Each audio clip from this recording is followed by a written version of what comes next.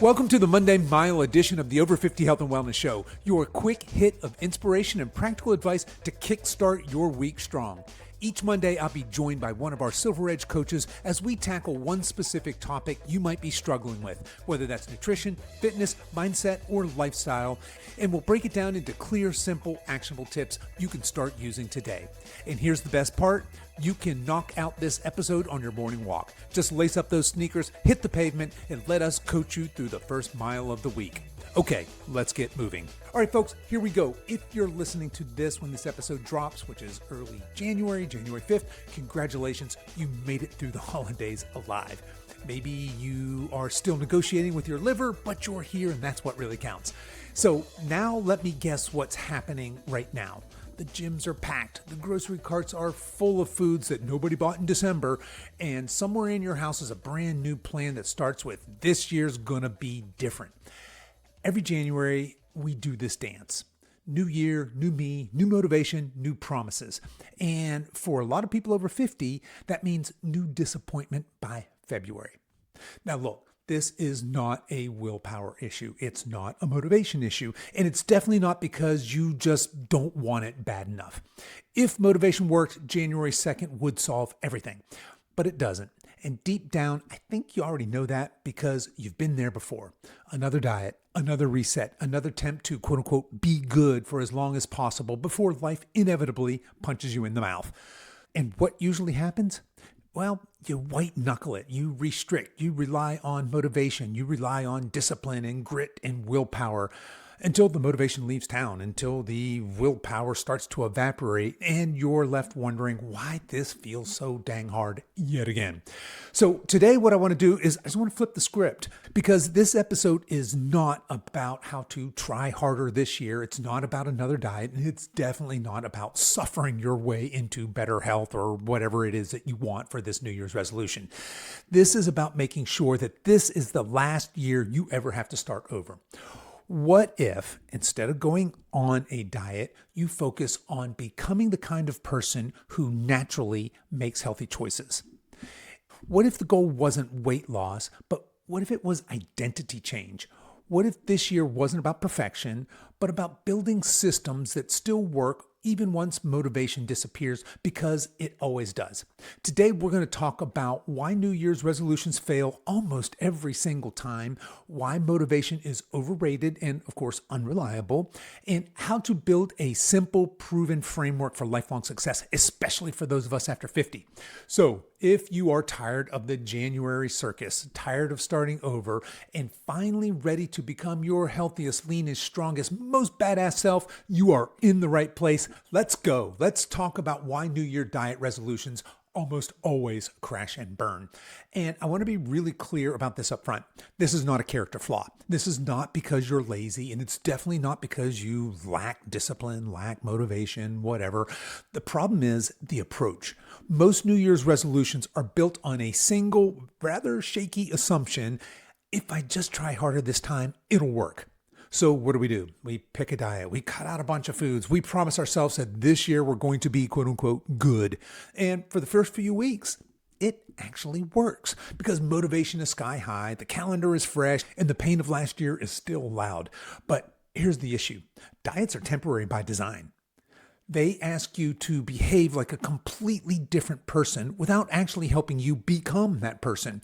They focused almost exclusively on what to eat, how much to eat, what to avoid, what to suffer through, but they completely ignore your habits, your environment, your identity, your lifestyle, and of course, your history.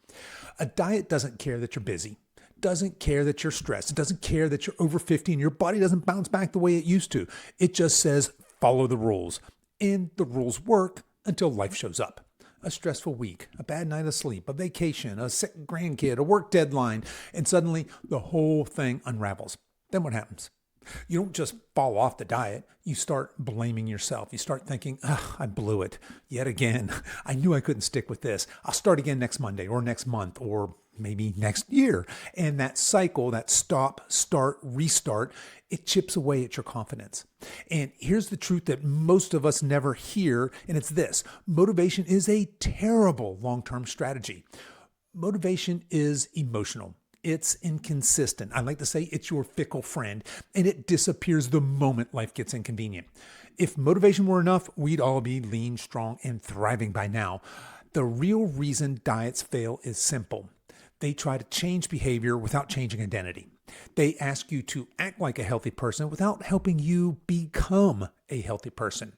And when the diet ends or the motivation fades and you don't have anything to fall back on, no system, no structure, no support, which is why so many smart, capable, motivation, otherwise amazing people end up right back here every single January. But here's the good news.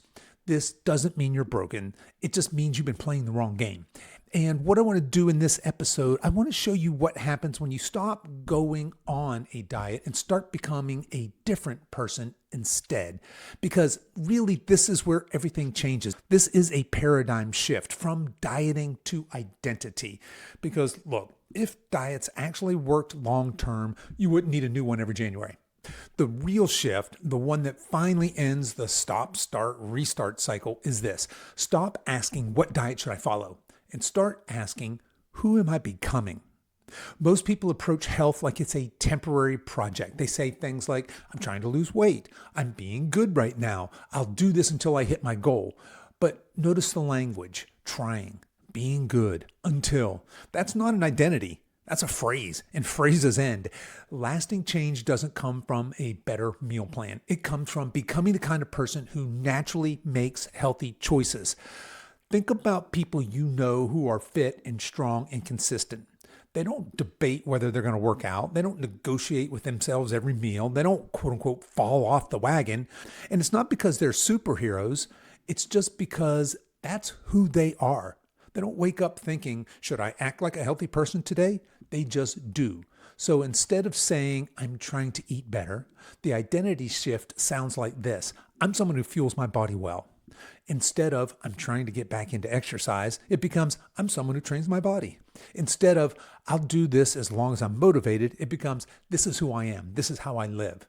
And here's the key point, especially for those of us over 50. You don't change your identity after the results show up. The results show up because you changed your identity first. And this is why white knuckling your way through diets or exercises never works. You're asking someone who believes they are inconsistent to suddenly act like someone who's consistent. And look, that's exhausting. But when your actions align with who you believe you are, who you truly believe you are, consistency becomes natural. It becomes a habit. It's not easy, but natural. And this is where I think people get stuck. So let me clear something up. An identity shift does not mean perfection. It doesn't mean you never miss a workout. It doesn't mean you never eat dessert. It doesn't mean you live your life like a monk. It means that when life happens, you don't spiral. You don't say, screw it, I blew everything. You say, that was a moment, not my identity. And you get back to your baseline. Healthy people don't avoid setbacks. They just recover faster. That's the difference. So this year, the goal isn't to lose X pounds by X date. The goal is to become someone who shows up, become someone who trains, become someone who eats like an adult most of the time, become someone who takes care of their body because they respect it. When you shift your identity, everything else starts to line up. And as I like to say, when you learn to fall in love with this process instead of obsessing over the finish line, that's when these results actually stick. So let's unpack this a little bit, this whole falling in love with the process, not necessarily the finish line. I think one of the biggest reasons people burn out every January is not lack of effort. It's outcome obsession. We get locked onto a number. Usually that's a number on the scale. Maybe it's a clothing size. Maybe it's a deadline. And we tell ourselves, I'll be happy when I get there. But here's the problem. When you're obsessed with the finish line, the process feels like punishment.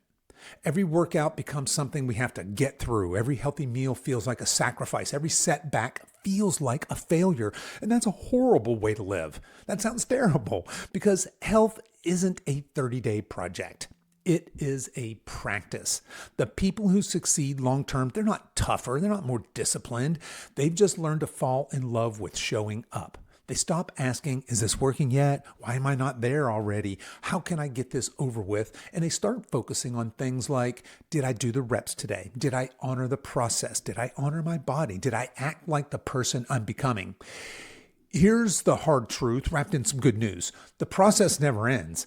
And that's actually the point. And I know that puts a lot of people off, right? It reminds me of this meme I saw one time where there was a guy saying something along the lines of, hey, I want to lose some weight, but I don't want to get suckered into one of those eat healthy and exercise scams, right? Look, there is no magical finish line where you're done taking care of yourself. You don't retire from brushing your teeth.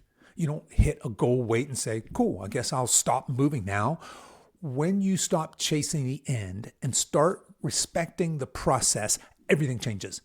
Your workouts stop being punishment and start becoming training.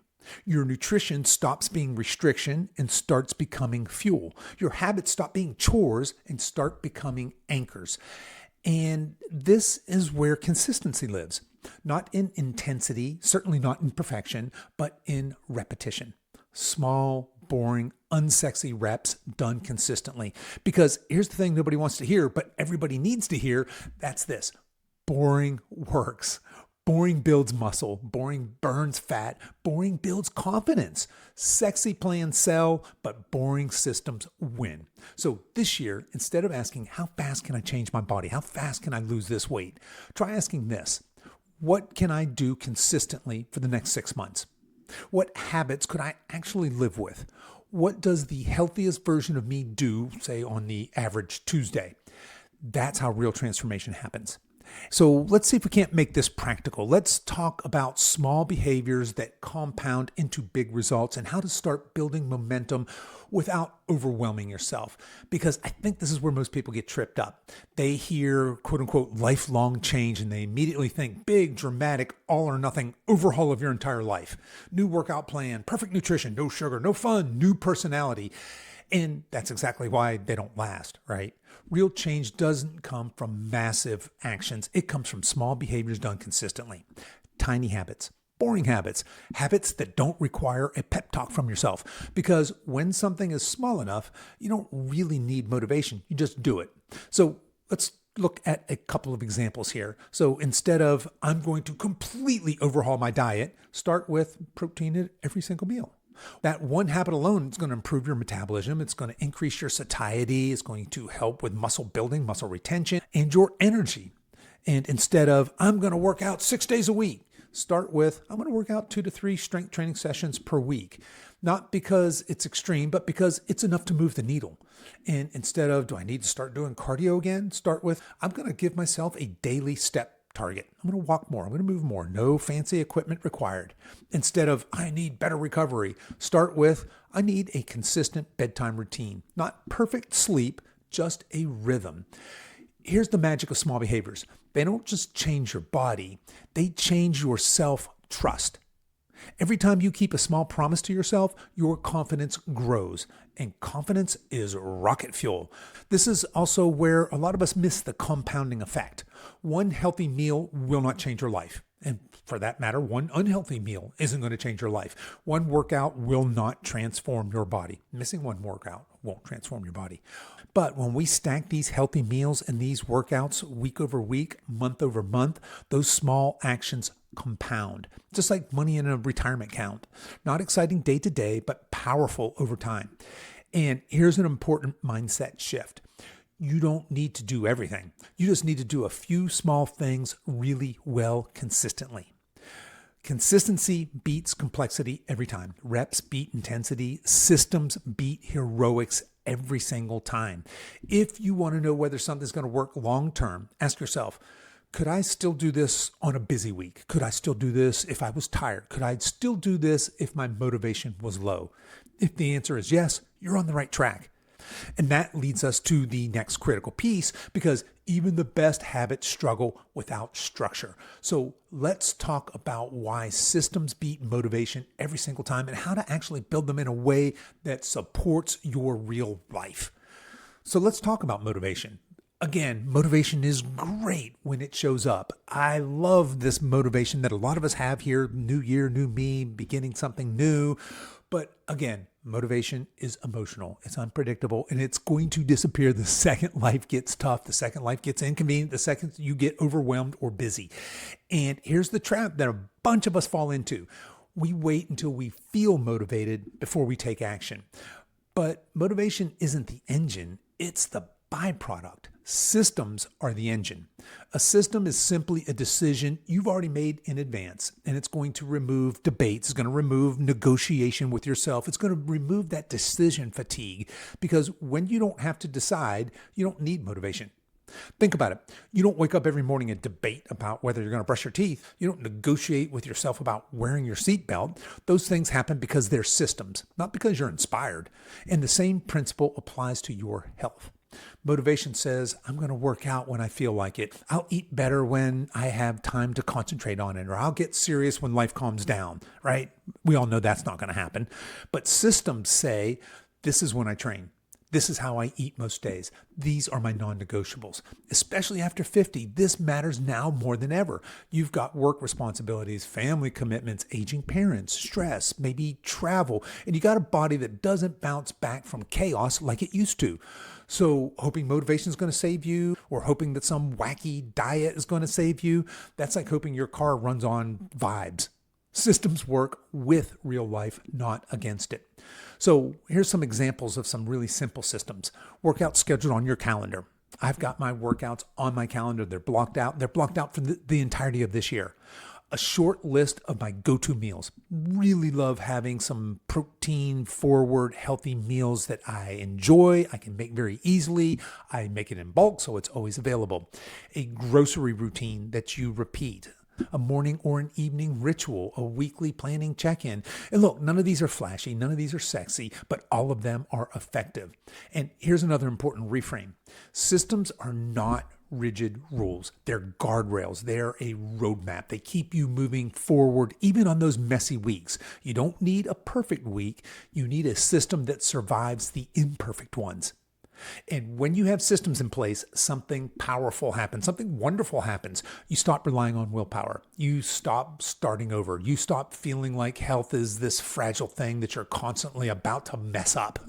And instead, progress becomes your default. And that's when things finally start to feel sustainable. But here's one more piece, maybe the most important of all, because even the best systems struggle in isolation. So let's talk about the missing ingredient that a lot of us overlook, and that is community accountability, and why going it alone almost never works long term. Because a lot of us, myself included, tend to have this lone wolf mentality, right? That we want to go it alone. But trying to do this alone is what keeps you stuck. Not because you're weak, not because you can't do it, but because humans don't change in isolation. Typically, we change in community. Think about it. Most everything meaningful you've ever accomplished has happened in a group, in school or sports or work or faith or family. Yet when it comes to our health, we suddenly think, I should be able to figure this out on my own. And then when we can't, we internalize that as failure.